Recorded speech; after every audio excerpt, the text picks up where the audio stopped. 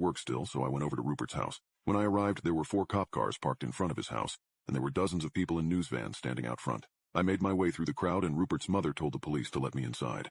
I could see tears rolling down her cheeks as she opened the door. "What's going on, Mrs. Gonzalez?" I asked. "Rupert's missing," she said as she started crying. My heart sank. How could this happen? He had just texted me earlier that morning. That was when it hit me. What if he was trying to warn me? What if his text messages were related to his disappearance? Still in shock, I walked up to one of the detectives in the kitchen.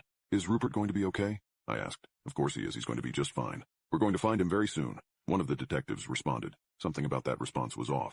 It was like I knew he was wrong. Deep down, I had this slight feeling that I wasn't going to see him ever again. I remembered the text messages, however, and pulled out my phone to show it to the detective. "He texted me this morning. What if this has something to do with him going missing?"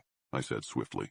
As he began reading them, his expression quickly changed. It was like it got worse. He told me they needed to keep my phone for now to investigate the text messages, and said they would give it back to me later. I stayed around the house for a while, not just because I missed Rupert, but because I wanted to comfort his parents. They cared about me a lot, and it hurt to see them like that. His mother couldn't stop crying.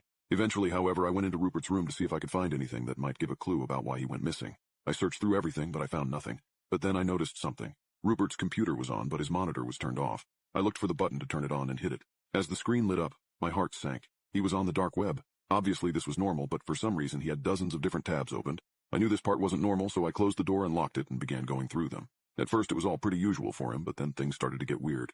He had a tab open that was an article about a murder that had happened several years ago. The article